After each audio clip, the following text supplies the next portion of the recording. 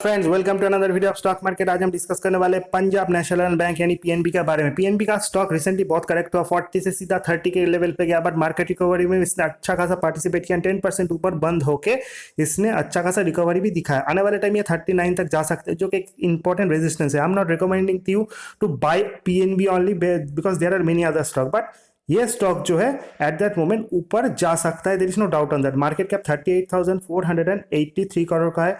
And अगर हम इस स्टॉक का और इंपॉर्टेंट पैरामीटर्स को देखें, so comparing to its peer like Bank of Baroda या फिर कैनरा बैंक, थोड़ा वीक है क्योंकि परफॉर्मेंस वाइज उनका परफॉर्मेंस इस पर्टिकुलर स्टॉक से अच्छा है, बट फिर भी 3940 तक ये स्टॉक जा सकता है। एंड प्रेजेंटली जिस प्राइस पे ट्रेड कर रहा है, यहाँ से 10 to 15% ये विद इन अ मंथ ऊपर जा सकता है। सो इन दिस एस्पेक्ट इस स्टॉक पे आप पोजीशन बना सकते हो। नीचे का जो लेवल है वो है 30, यानी 30 आपका एक स्टिक स्टॉप लॉस होगा।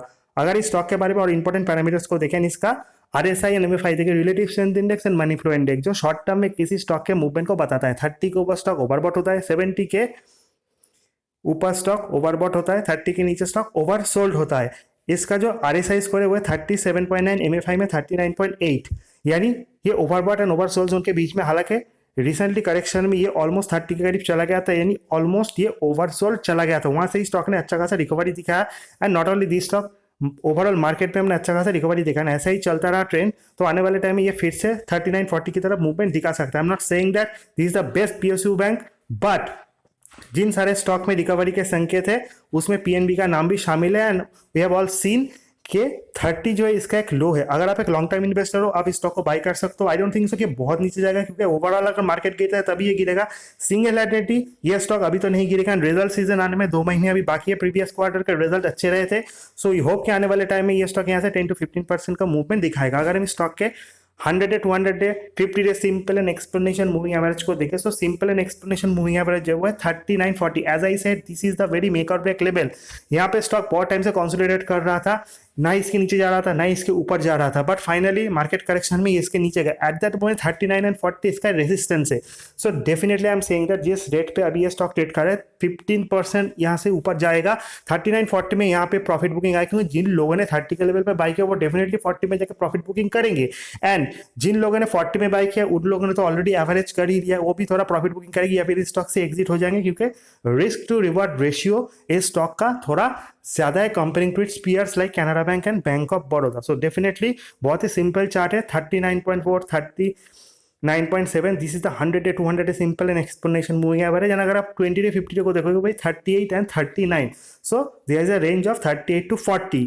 अगर हम इस स्टॉक के और इंपॉर्टेंट चीजों को देखें एंड टेक्निकली इसके रेजिस्टेंस एंड सपोर्ट को देखें, तो सबसे बड़ा रेजिस्टेंस है 39.67 और उससे पहले 38।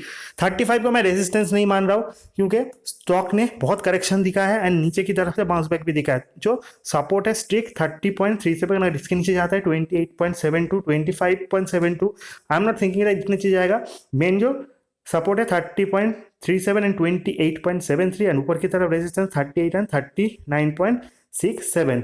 आपको बहुत ही संभाल के इन स्टॉप लॉस एंड टारगेट को चेस करना है। अगर हम पेयर के साथ कंपेयर करें, there is only one bank, वो है SBI, जिसके ऊपर आपको सबसे ज्यादा इन्वेस्ट करना है, या फिर आप बैंक ऑफ बड़ौदा की तरफ जा सकते हो, जो कि सेकंड बैंक है। रिसेंट क्वार्टर में कैनरा बैंक ने बहुत बेहतरीन रिजल्ट डिक्लेयर किया, इसलिए ये जो कंपनी है वो पीएनबी से अच्छा फेवरेट स्टॉक बन चुका है। 250 के ऊपर चला गया था, वहां से स्टॉक ने करेक्शन दिखा। सो डेफिनेटली अगर और गिरता है 200 के करीब, आपको डेफिनेटली कैन बैंक पे ज्यादा स्टेक बाई करना चाहिए, क्योंकि मार्केट रिकवरी में ये भी अच्छा खासा पार्टिसिपेट करेगा। मार्केट रिकवर होता है, इस स्टॉक में भी यहाँ से 10 to 15% का ग्रोथ हम देख सकते हैं in the short term.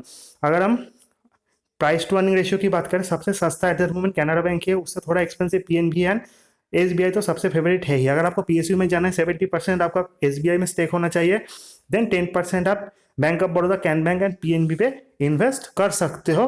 There is no doubt on that. I am not saying that PNB is a bad company, but comparing to its peer ये नंबर 4th पे ही आता है। सो अगर आपके पास ऑलरेडी ये तीनों बैंक है, सो देन PNB पे आप 10 to 15% ग्रोथ के लिए बाई कर सकते हो, टारगेट ऑफ 40।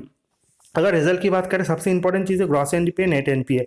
अगर आप इस चार्ट को देखोगे, नेट एनपीए जो है 13.63% से 12.88% हुआ है। ये ग्रॉस एनपीए का फिगर, यानी ग्रॉस एनपीए 13.63% से 12.88% हुआ है। नेट एनपीए का जो फिगर है वो 0.49% से 4.90, यानी नेट एनपीए घटा है, ग्रॉस एनपीए घटा है। डेफिनेटली एनपीए का घटने का मतलब होता है प्रोविजनिंग का घटना। प्रोविजनिंग घटने का मतलब होता है नेट प्रॉफिट बढ़ना है। बैंक का परफॉर्मेंस भी अच्छा है। रेवेन्यू 19,325 करोड़ है, लास्ट क्वार्टर में 18,000 करोड़ था। एंड प्रॉफिट आप देख सकते हो 1,127 करोड़ वर्सेस 1,105 करोड़, यानी there is a growth in the profit. And सबसे इंपॉर्टेंट फैक्टर है एनपीए का घटना। आगे वाले क्वार्टर में इसका फायदा बैंक को डेफिनेटली मिलेगा।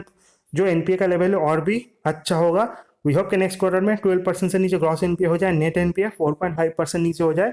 सो डेफिनेटली रिजल्ट अगर अच्छे आएंगे सो डेफिनेटली लॉन्ग टर्म ये 40 को भी ब्रेक करके 50 की तरफ भी मूवमेंट दे सकता है। बट शॉर्ट टर्म में 40 डेफिनेटली जाएगा, there is no doubt on that. Still आपको स्टॉक को होल्ड करना है। मार्केट अगर रिकवर करता है डेफिनेटली ये स्टॉक रिकवर करेगा। एंड जिस तरह का संकेत आने वाले दिनों में ओवरऑल मार्केट में हम अच्छा खासा गैप अप ओपनिंग देख सकते हैं टुमारो। एंड तब आपको स्टॉक के ऊपर डिसीजन लेना है, but with a stick stop loss for the trader.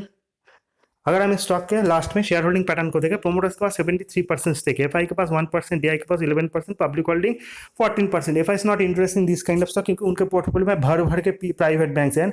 State bank of India उनका ओनली पिक है। सो पीएनबी ने बहुत सारा लॉस दिया है। एफआईडीआई जो कि लॉन्ग टर्म इन्वेस्टर है, so definitely they are not interested. DI के पास 11.61% है जो कि domestic mutual fund insurance company, retail investor का 14%। हालांकि